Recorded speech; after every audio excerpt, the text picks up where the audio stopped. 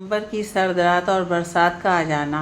ठंडी हवाओं ने जैसे कसम खा ली थी कि वो पीछा नहीं छोड़ेंगी। साल को कसकर लपेटते हुए मधु रसोई में जा पहुंची। 10 बज रहे हैं, विशाल भी आते होंगे। खाना गरम कर देती हूँ। खाना गरम कर अभी हॉट बॉक्स में रखा ही था कि दरवाजे की घंटी बजी। दरवाज़ा खोलते ही विशाल अंदर आ गया। ओह, कितनी ठंडक है आज। मधु, हवा तो देखो आज। हाँ, वही तो देख रही थी खिड़की के पास बैठकर। तुम फिर खिड़की खोल के बैठी थी। ठंड लग गई तो? ओह, मुझे खिड़की पे ठंड लग जाएगी। और तुम जो इतनी दूर से जीप चला के आते हो। जीप के कवर और छत लगवा तो ली है आज, फिर भी ठंड बहुत है बाहर। और बरसात की वजह से तो रास्ते भी खराब हो गए हैं। सब जगह कीचड़ ही कीचड़ हो गया है। विशाल अपना लॉन्ग कोट उतारते हुए बोला। जाओ, मुँह हाथ धो आओ। गीजर ऑन है, फिर खाना खाते हैं। बस अभी आया। मधु ने खिड़की बंद कर हीटर चालू किया और खाना टेबल पर लगा दिया। क्या बनाया है आज? देख लो। अरे वाह, मटन बना है आज। मज़ा आ जाए अगर एक पैग लेने दो। बस एक ही खाने के साथ, ठंड की वजह से। पक्का? पक्का, ओनली वन। वो उठकर अलमारी से बोतल निकाल लाया। ये आज मटन कौन लाया? उसने पैक बनाते हुए पूछा। आज माली को भेज के मंगवाया है। सुबह से ही बरसात थी तो सोचा आज तुम्हारे लिए बना दूं। थैंक यू मधु, तुम कितना ख्याल रखती हो मेरा। वैसे तो शनिवार को ही बनाती हो, तो आज का मैंने सोचा भी नहीं था। वो प्लेट में मटन निकालते हुए बोला। मौसम की मेहरबानी है और तुम्हारी भी। फिर दोनों ही हंस पड़े। विशाल राजगढ़ के पहाड़ी इलाके में फॉरेस्ट ऑफिसर था। उसे अक्सर सारा दिन बाहर ही रहना होता। पहाड़ी इलाका होने के कारण सभी घर दूर दूर थे। गवर्नमेंट की तरफ से दिया गया ये बंगला तो और भी दूर पड़ता था। वो जब भी घर से बाहर होता उसे मधु की चिंता लगी रहती। वो कोशिश कर रहा था कि मधु के साथ दिन भर रहने के लिए किसी औरत का इंतज़ाम हो जाए। वो घर के कामों में भी उसकी मदद कर दिया करे। उन्हें यहाँ आए अभी 5 सप्ताह ही हुए थे। शादी के 3 साल के बाद ही उसका ट्रांसफ़र सुंदरगढ़ से यहाँ कर दिया गया, तो वो और मधु दोनों चले आए। उसने मधु को सुंदरगढ़ माँ पिताजी के पास ही रहने को कहा, परंतु मधु ने उसके बिना रहने को साफ मना कर दिया और स्कूल टीचर के पद से इस्तीफ़ा देकर उसके साथ चली आई। सुबह नाश्ता कर और लंच बॉक्स लेकर विशाल जंगल की तरफ रवाना हुआ। आज उसे जंगल का दौरा करना था। अगले मोड़ पर उसे मांझी भी उसकी प्रतीक्षा करता मिल गया। मांझी सरकार की ओर से नियुक्त जंगल का पहरेदार था और जंगल के बारे में जानकार भी। जो भी अफसर यहाँ नियुक्त होता, मांझी उसकी जी भरकर सेवा करता। पीछे झरने के पास उसका अपना छोटा सा घर था, जिसमें वो, उसकी पत्नी और बेटा बहू रहते थे। यूँ तो मांझी की उम्र अभी 50 भी पार नहीं की थी, पर उसके बाल पक गए थे। शरीर से फिर भी वो किसी जवान से कम ना था। उसके बैठते ही विशाल ने जीप को जंगल के रास्ते पर ले लिया। अरे मांझी, खाना वाना ले आए ना साथ? जंगल जा रहे हैं हम आज। जी साहब, आपके लिए भी कुछ लाया हूँ आज। मेरे लिए? जी साहब, आज कजरी ने सूखा मांस पकाया था, आपके लिए भी भेजा है। ओह अच्छा, मेरा धन्यवाद कहना। क्या साहब, खाने में कोई धन्यवाद थोड़ी होता है। अरे हाँ, याद आया मांझी, तुमसे मैंने किसी औरत के बारे में कहा था जो मधु के साथ दिन भर रह सके। मुझे घर पहुंचने में देर हो जाती है और वो सारा दिन अकेली होती है।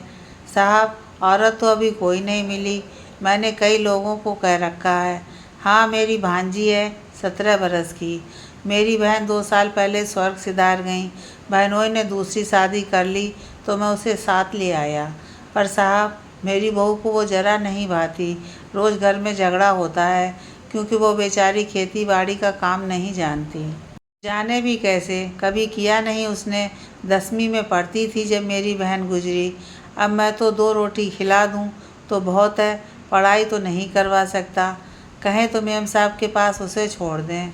अरे वो तो छोटी है अभी, कानून के खिलाफ है इतनी उम्र में नौकर रखना। नौकर कहाँ साहब, अपना ही तो घर है। फिर मेम साहब के पास रहेगी तो थोड़ा और पढ़ लेगी। मेम साहब तो अध्यापिका है ना, और घर के काम तो सबको करने पड़ते हैं। उसके बदले कोई पैसे तो देने नहीं कि नौकरी हुई।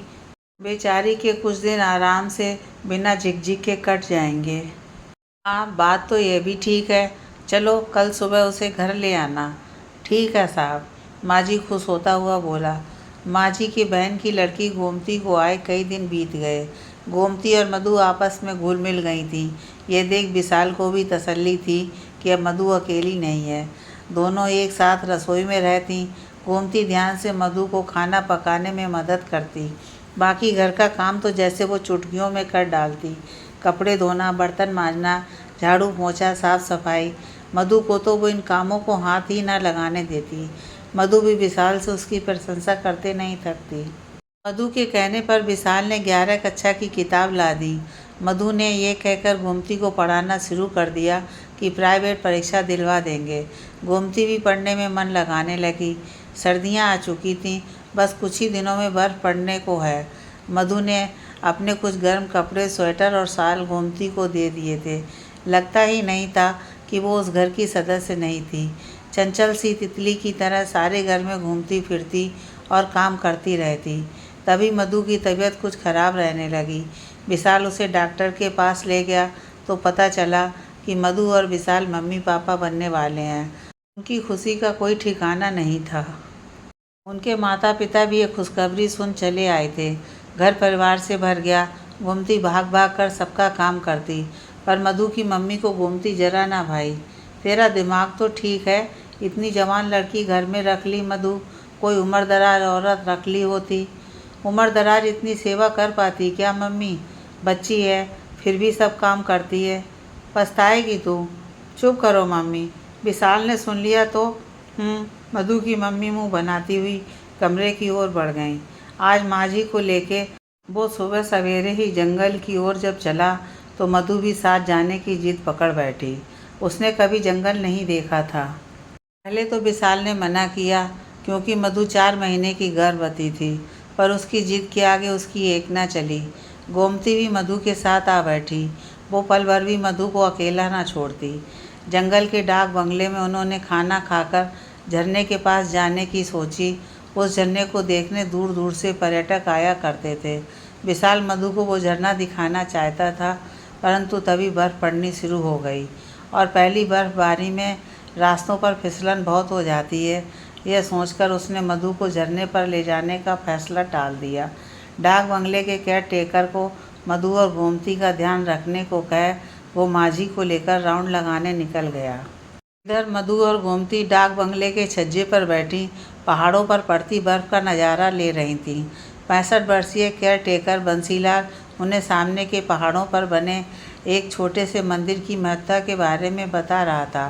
तभी अचानक नीचे वाली सड़क से एक गाड़ी आते हुए देख बंसीलाल के चेहरे का रंग उड़ गया। हे भगवान, ये कमीने फिर आ गए। कौन बंसी बाबा, कौन आया है? मधु ने पूछा। यहाँ के ठेकेदार का बेटा और उसके शहरी दोस्त अक्सर यहाँ चले आते हैं, परंतु ये डाक बंगला तो सरकारी लोगों के लिए है ना, फिर ये यहाँ कैसे आ जाते हैं? क्या बताऊँ मेम साहब, सालों से इनकी दादागिरी चलती आ रही है। पूरा गांव परेशान है इनसे। कोई जवान लड़की देखी नहीं कि उसे उठा लेते हैं। यहाँ भी शराब पीने और अय्याशी करने आते हैं। पुलिस में शिकायत क्यों नहीं करते? किसकी मौत आई है मेम साहब? गांव के मुखिया ने कोशिश की थी एक बार, उसकी पत्नी सहित दोनों बहनों को उठा लिया कमीनों ने और दूसरे दिन दरवाजे पे फेंक गए। एक बहन ने तो आत्महत्या कर ली। विशाल को पता है क्या? नहीं, ये लोग शायद कहीं बाहर गए हुए थे, काफ़ी दिनों बाद आए हैं। माँझी जानता है इनके बारे में, उसने भी नहीं बताया। ये लोग अक्सर इतवार को आते हैं। पहले वाले साहब से तो इनकी दोस्ती थी, साथ ही उठते बैठते थे। ओह समझी। तभी गाड़ी गेट पर रुकी, उसका हॉर्न बजा। जाओ कह दो कि साहब की फैमिली आई हुई है, अंदर आने की इजाज़त नहीं है। बंसीलाल कांपती टांगों के साथ गेट की ओर बढ़ गया। मधु ने देखा कि वो ड्राइविंग सीट की खिड़की के पास झुककर कुछ बोल रहा था। उसके दोनों हाथ जुड़े थे। कुछ ही देर में उसे गाड़ी बैक होती नजर आई और बंसीलाल अपने पीले पड़ गए चेहरे के साथ लौट आया। क्या हुआ, इतने घबरा क्यों रहे हो? मधु ने बंसीलाल से पूछा। धमकी दे गया है मेम साहब। बोला कि हम ही साहब हैं यहाँ के, अभी थोड़ी देर में हमारे मेहमान आ रहे हैं, तैयारी करके रखो। और रही साहब की फैमिली, तो वो जाना चाहें तो ठीक, नहीं तो पार्टी में शामिल हो सकते हैं। क्या याद रखेंगे हमारी पार्टी? ओह, मैं विशाल को फ़ोन लगाती हूँ। बहुत देर तक कोशिश करने के बाद भी विशाल का फ़ोन नहीं लगा तो मधु घबरा गई। यहाँ से बिना गाड़ी के निकल भी नहीं सकते थे, बंगला तो बहुत दूर था। अच्छा, यहाँ से कोई इंतज़ाम हो सकता है जाने का? उसने पूछा। यहाँ तो कोई नहीं है मेम साहब, और ये लोग अच्छे नहीं हैं। अब गोमती भी घबराने लगी थी। डाक बंगले में एक हॉल था और 2 ही कमरे थे। दोनों जाती भी तो कहाँ, बर्फबारी भी बहुत तेज़ हो चुकी थी। इसी सोच में घंटा भर बीता था कि वो गाड़ी फिर से आ गई। इस बार गाड़ी गेट पे नहीं रुकी थी।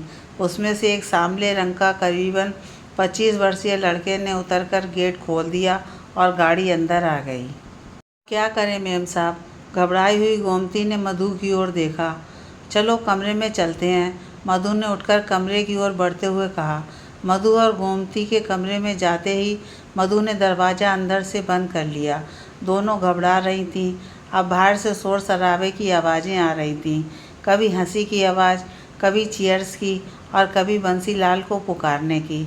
लग रहा था वो शायद 4 लोग थे और कोई औरत भी थी जो बीच बीच में हंस पड़ती। दोनों चुपचाप कमरे में बैठी रहीं। गोमती तो मधु से चिपक ही गई थी। 2 घंटे यूं ही बीत गए। शायद अब बाहर बैठे लोगों को नशा चढ़ने लगा था। उनकी आवाज़ें लड़खड़ाने लगी थीं। तभी उनमें से एक ने बंसीलाल को आवाज़ लगाई। ओ बंसीलाल भाई, कहाँ है फॉरेस्ट ऑफिसर साहब की फैमिली? उन्हें भी बुलाओ, नहीं तो साहब कहेंगे उनकी इज्जत नहीं की हमने। और इसी के साथ सब ज़ोर से हंस पड़े।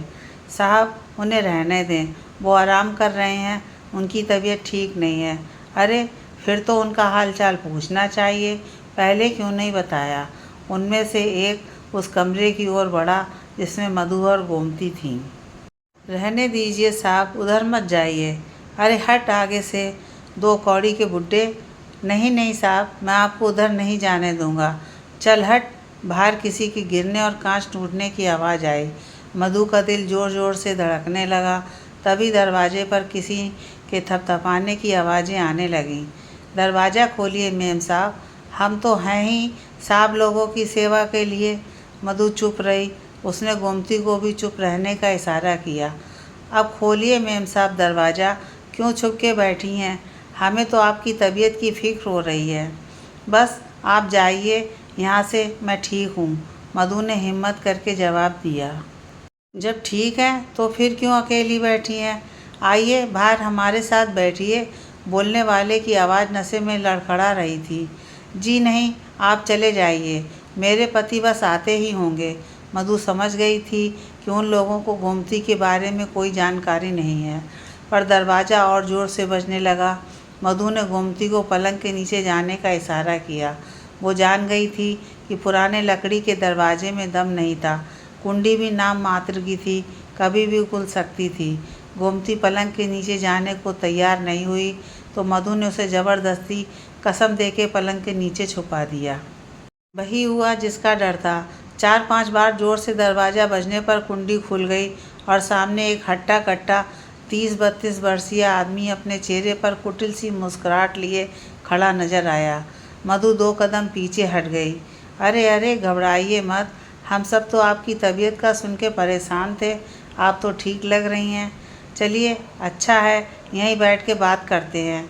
आइए, वैसे आप हैं बहुत सुंदर, लकी हैं साहब। आप जाइए यहाँ से, वरना, मधु हकलाते हुए बोली।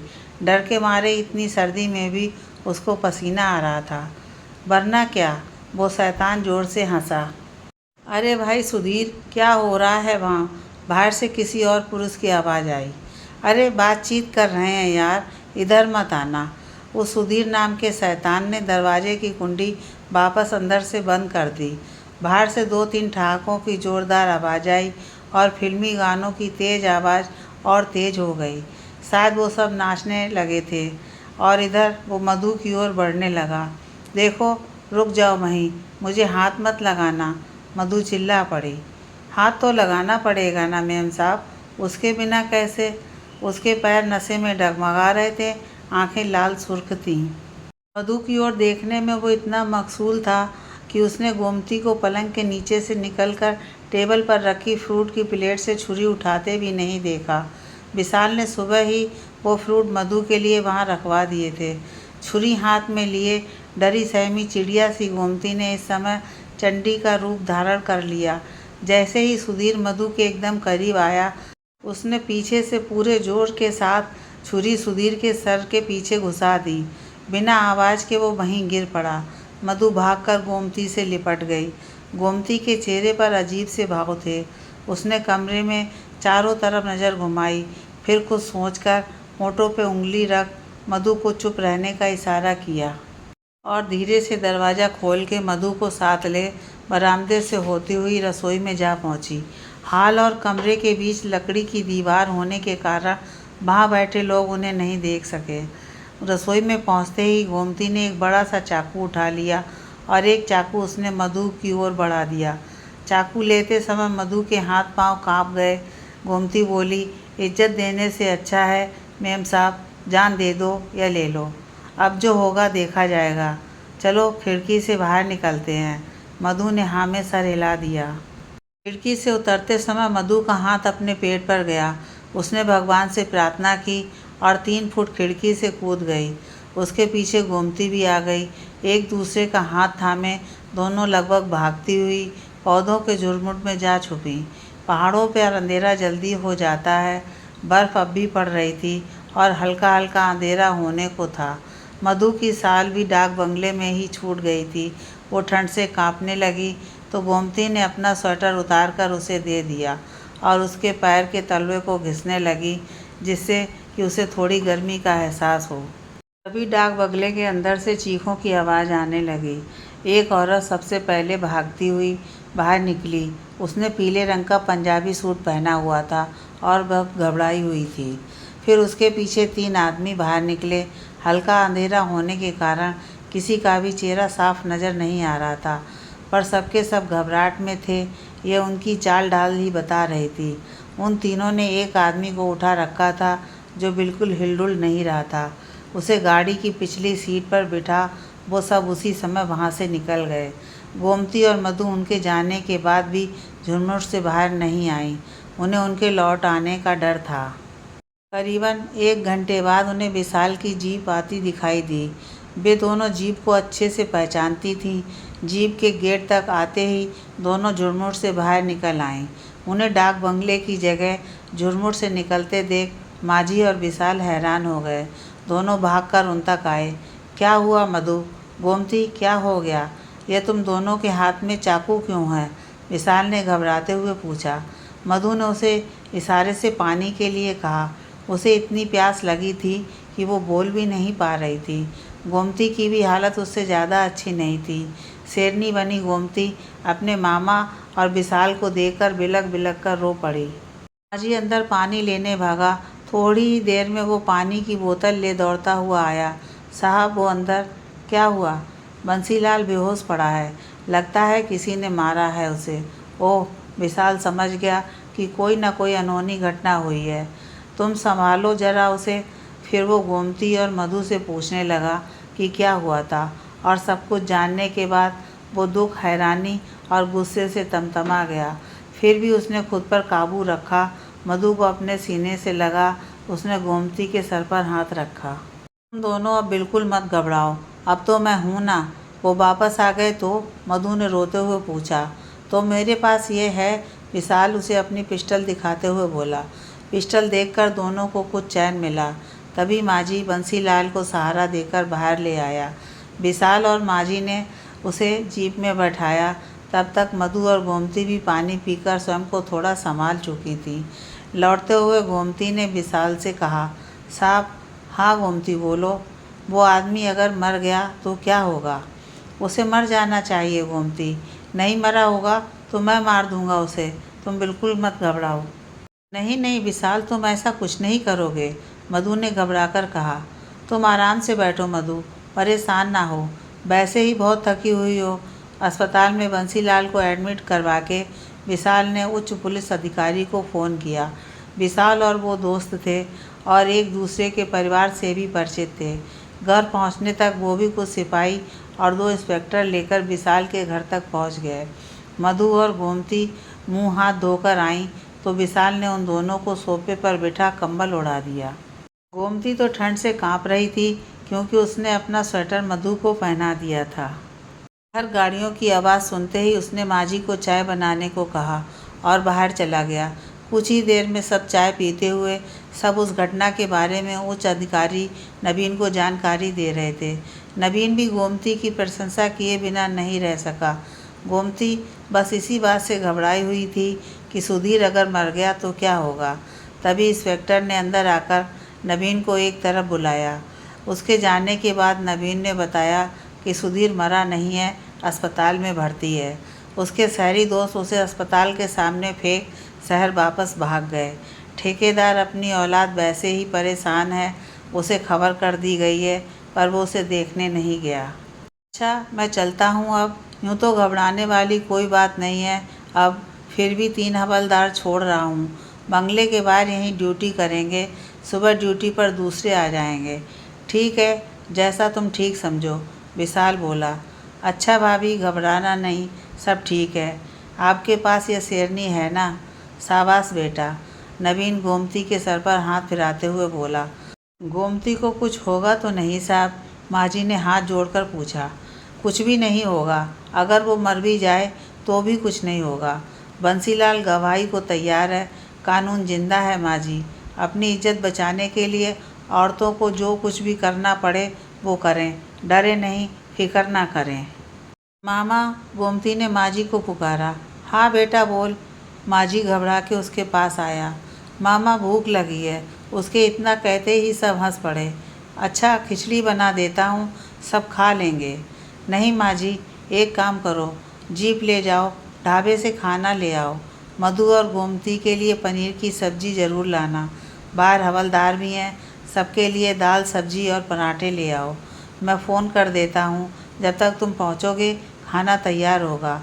विशाल माजी को पैसे देते हुए बोला। ठीक है। माजी के जाने के बाद विशाल मधु और गोमती के पास आ बैठा। दूसरे दिन नवीन सुबह 10 बजे आ गया। उसने बताया कि छुरी सुधीर के सर के पीछे लगी है। जो घाव लगा है उसे ठीक से दिखाई भी नहीं दे रहा है। उसके जो दोस्त शहर भागे थे उनकी गाड़ी संगमपुर की खाई वाली नदी में मिली है। उसमें 2 लाशें बरामद हुई हैं, एक आदमी और एक औरत की। बाकी 2 का पता नहीं चला कि नदी में बह गई या कोई जानवर ले गया। बंसीलाल को शाम को छुट्टी मिल जाएगी। ठेकेदार ने सुधीर से मिलने से इनकार कर दिया है। मैंने उसे सारा किस्सा बता दिया है, वो तुमसे बहुत शर्मिंदा है। नवीन ने सुधीर को मुखिया की बहन की हत्या का जिम्मेदार मानते हुए गिरफ्तार कर लिया। सभी गांव वालों ने उसके खिलाफ गवाही दी। हिम्मत कर गांव वालों ने पुलिस में उसके खिलाफ और भी रिपोर्ट करवा दी थी। कोर्ट ने सुधीर को बिना पैरोल 10 साल की सख्त सज़ा सुनाई। मधु और गोमती के मामले को नवीन ने वहीं दबा दिया। मकसद तो सुधीर को सज़ा दिलवाने से था और उसे तो भगवान ने भी सज़ा दे दी। उसकी आंखों की रोशनी जा चुकी थी। इस किस्से को 5 बरस बीत गए। विशाल और मधु अब वापस सुंदरगढ़ आ गए थे। उनकी बेटी शिक्षा अब 4.5 साल की हो गई थी। गोमती को विशाल और मधु अपने साथ ही ले आए थे। गोमती ने अभी अभी ग्रेजुएशन किया था। वो और शिक्षा दिन भर धमाल चौकड़ी मचाए रखते। गोमती अब टीचर के कोर्स की तैयारी कर रही थी। मधु को फुर्सत ही ना मिलती थी कि दोबारा नौकरी करे। 2 दिन पहले ही नवीन ने अपने छोटे भाई के लिए गोमती का रिश्ता मांगा तो विशाल ने गोमती से पूछकर हाँ कर दी, शर्त के साथ कि वो पहले अपना कोर्स करेगी, उसके बाद ही शादी होगी। अब विशाल और मधु गोमती के साहब और मेम साहब नहीं, भैया भाभी थे। और मधु की मम्मी भी जब भी आती गोमती से भी खूब लाड़ करती। माजी कभी कभी आकर गोमती से मिल जाता है। शिक्षा की जिम्मेदारी अब सिर्फ मधु की ही नहीं, गोमती की भी है। आज भी उस किस्से को याद कर मधु और गोमती कभी कभी सिहर उठती हैं। आज रक्षाबंधन है। विशाल ने जब राखी बंधवाने के बाद उसके सर पर हाथ रखा तो वो बोली, भैया आज कुछ मांगूं, दोगे? अरे जो चाहे मांग, फिर देख। भैया, मैं चाहती हूँ कि शिक्षा को पढ़ाई के साथ साथ कराटे की क्लासेस भी करवाई जाएं, ताकि वो अपनी रक्षा करनी सीख सके। हाँ, बिल्कुल सही कहती हो बेटा, ये मैंने क्यों नहीं सोचा। ठीक है, मैं कल ही मालूम करवाता हूँ क्लासेस का। पास ही खड़ी मधु ने गोमती को गले से लगा लिया।